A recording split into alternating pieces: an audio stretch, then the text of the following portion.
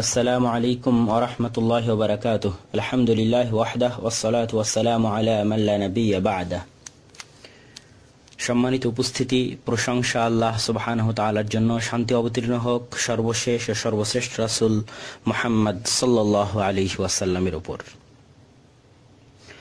অত্যন্ত দুঃখজনক হলো সত্য যে আজকে পৃথিবীর কোনায় কোনায়, প্রান্তে প্রান্তে, অলিতে গলিতে মুসলমানেরা নির্যাতিত, নিষ্পেষিত, অবহেলিত। ইরাক, ফিলিস্তিন, আফগানিস্তান থেকে শুরু করে ভারতের কাশ্মীর এবং মায়ানমারের রোহিঙ্গা মুসলমানেরা থেকে শুরু করে পৃথিবীর প্রান্তে প্রান্তে আজ মুসলমানের আর্তচিৎকারে, মুসলমানের গগন বিদারী আর্তনাদে পৃথিবীর আকাশ এবং বাতাস ভারী হয়ে উঠছে। শুধুমাত্র আল্লাহ সুবহানাহু ওয়া তাআলার প্রতি বিশ্বাস স্থাপন করার কারণে, কালেমার সাক্ষ্য দেওয়ার কারণে, আল্লাহর একাত্মবাদের সাক্ষ্য দেওয়ার কারণে, লা ইলাহা ইল্লাল্লাহ এই সাক্ষ্য দেওয়ার কারণেই তাদেরকে হত্যা করা হচ্ছে, তাদের উপর নির্যাতন করা হচ্ছে, তাদের উপর জুলুম করা হচ্ছে। সম্মানিত উপস্থিতি, আমরা অনলাইনের মাধ্যমে জানি যে আজকে আমাদের ভাই, জাতি ভাই, জ্ঞাতি ভাই রোহিঙ্গার মুসলমানেরা, আরাকানের মুসলমানেরা, মায়ানমারের মুসলমানেরা অনেক অনেক নির্যাতিত এবং অনেক অনেক নিষ্পেষিত। গত কয়েক দশকে কয়েক লাখ রোহিঙ্গা মুসলমানকে হত্যা করা হয়েছে। বর্তমান প্রায় 8 লাখ রোহিঙ্গা মায়ানমারে আছে, 5 লাখ বাংলাদেশে আছে, আর 5 লাখ আরব বিশ্বে, আরব দেশগুলোতে, বিশেষ করে সৌদি আরবে বসবাস করছে। সম্মানিত উপস্থিতি, অত্যন্ত দুঃখজনক হলো সত্য যে গত 60 বছর ধরে যেমন কাশ্মীর নির্যাতিত, যেমন ফিলিস্তিন নির্যাতিত, তেমনি রোহিঙ্গার মুসলমানেরাও নির্যাতিত। কিন্তু আমরা কাশ্মীর নিয়ে তেমন আলোচনা করলেও, ফিলিস্তিন নিয়ে তেমন আলোচনা করলেও, তেমন সেমিনার, সম্মেলন, বক্তব্য, মিছিল, মিটিং, লেখালেখি করলেও রোহিঙ্গাদের নিয়ে তেমন লেখালেখি, আলোচনা হয় না। অথচ রোহিঙ্গার মুসলমানেরা কাশ্মীর, ফিলিস্তিনের মুসলমানের চাইতে করুণ অবস্থায় জীবনযাপন করছে। কাশ্মীরের মুসলমানেরা তো ভারতের নাগরিক, ভারতের সরকারের মাধ্যমে তারা নাগরিক সুবিধা ভোগ করে, যদিও তারা বঞ্চিত হয়, নির্যাতিত হয়, তারপরও নাগরিক হিসেবে লেখাপড়া, পড়াশোনা, হাসপাতালে যাওয়া, চিকিৎসা সেবা সবকিছুই তারা পায়। কিন্তু আমরা জানি কিনা বলতে পারছি না, আমরা জানানোর জন্য আমি আপনাদেরকে বলছি, কিন্তু রোহিঙ্গার মুসলমানেরা, মায়ানমারের মুসলমানেরা সেই দেশের নাগরিক হিসেবে স্বীকৃত নয়, তাদেরকে সেই দেশের নাগরিক হিসেবে গণ্য করা হয় না। এই জন্য তারা স্কুল কলেজে পড়া তো দূরে থাক, অসুস্থ অবস্থায় সরকারি মেডিকেলে ভর্তি হওয়ার সুযোগটাও তারা পায় না। তাদের সফরে বিধিনিষেধ আছে, তারা বাইরে সফর করতেও যেতে পারে না। এক কথায় মানবেতর জীবনযাপন, দুর্বিষহ জীবনযাপন করে।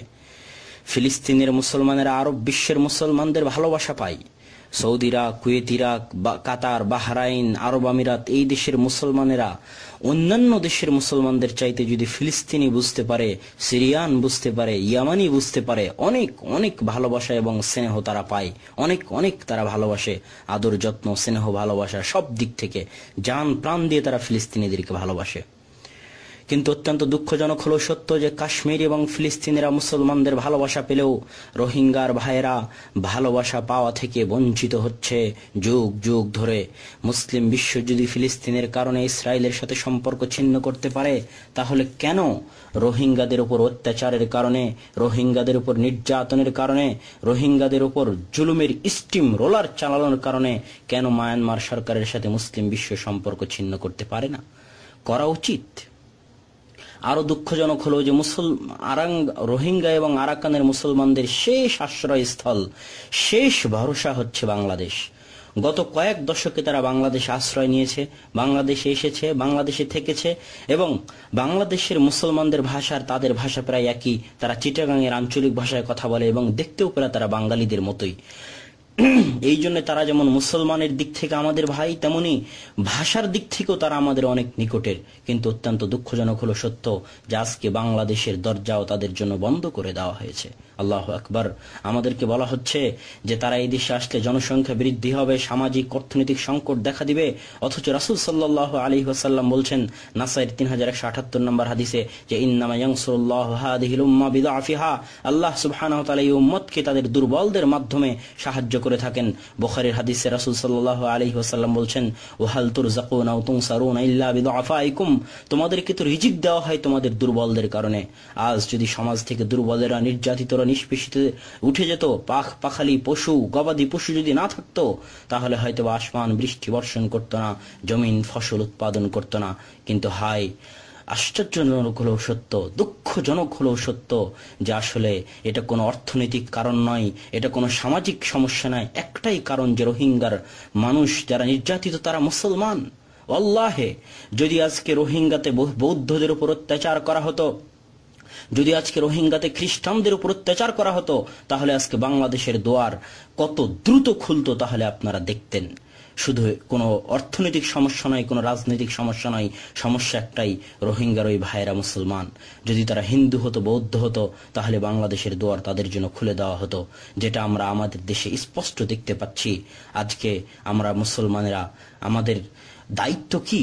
রাসূল সাল্লাল্লাহু আলাইহি ওয়াসাল্লাম বলছেন, ইন্নামাল মুমিনুনা ইখওয়াহ, মুসলমানেরা ভাই, একটা শরীরের মতো। আমরাই তারা যারা নিজের ভাইকে পানি পান করানোর জন্য যুদ্ধের মাঠে জীবন দিয়েছি, অথচ আমিও পিপাসার্ত ছিলাম, কিন্তু আমার ভাই যখন পানি পানি বলে চিৎকার করেছে, তখন তাকে পানি দিয়ে দিয়েছি। আমাদের ভ্রাতৃত্ব, সেই ভ্রাতৃত্ব কোথায়? লা ইলাহা ইল্লাল্লাহ, সেই একত্ববাদের সেই ভ্রাতৃত্ব আজ কোথায় হারিয়ে গেছে? আল্লাহু আকবার। আমি বাংলাদেশ সরকার সহ বাংলাদেশের মুসলমানদের প্রতি, আলেম ওলামাদের প্রতি উদাত্ত আহ্বান জানাবো যে আপনারা বাংলাদেশ, বিশেষ করে বাংলাদেশের সরকারের প্রতি মুসলমানদেরকে আহ্বান জানাবো যে আপনারা গণসংযোগ করুন, জুমার খুতবায়, মসজিদে, মেম্বারে, সব জায়গা থেকে এই দাবি জানানো হোক যে রোহিঙ্গার মুসলমানদেরকে যেন সহযোগিতা করা হয়। বিশেষ করে কমসে কম রোহিঙ্গার রাষ্ট্রদূতকে ডেকে, রোহিঙ্গার দূতাবাসের রাষ্ট্রদূতকে ডেকে যেন প্রতিবাদ জানানো হয়। এবং মুসলিম উম্মার জন্য উচিত, আমি মনে করি, মায়ানমারের সাথে যাবতীয় সম্পর্ক ছিন্ন করা, আল্লাহ সুবহানাহু ওয়া তাআলা। এবং এখান থেকে আমাদের আরো শিক্ষা নেওয়া উচিত যে আমরা যদি আজকে তাদেরকে সহযোগিতা না করি, আজকে যদি বাংলাদেশ সরকার তাদের সহযোগিতা না করে, এবং বাংলাদেশ সরকার যদি বাংলাদেশের দরজা তাদের জন্য বন্ধ করে দেয়, তাহলে এই গুনাহের ভার আমাদেরকে বয়ে বেড়াতে হবে। এবং আল্লাহু আলাম, আল্লাহ সুবহানাহু ওয়া তাআলা আমাদের ক্ষমা করবেন কিনা জানি না, তবে কমসে কম কিছু না পারলেও আমাদের আল্লাহ সুবহানাহু ওয়া তাআলার নিকটে দোয়া করা উচিত, আল্লাহ যেন রোহিঙ্গার মুসলমানদেরকে রক্ষা করেন এবং আমাদের সরকারকে, মুসলিম রাষ্ট্রপ্রধানদেরকে সুমতি দান করেন এবং তাদের সঠিক ও যুগোপযোগী পদক্ষেপ গ্রহণ করার তৌফিক দান করেন। আল্লাহুম্মা আমিন। ওয়া আখিরু দাওয়ানা আনিল হামদুলিল্লাহি রাব্বিল আলামিন। আসসালামু আলাইকুম ওয়া রাহমাতুল্লাহি ওয়া বারাকাতুহু।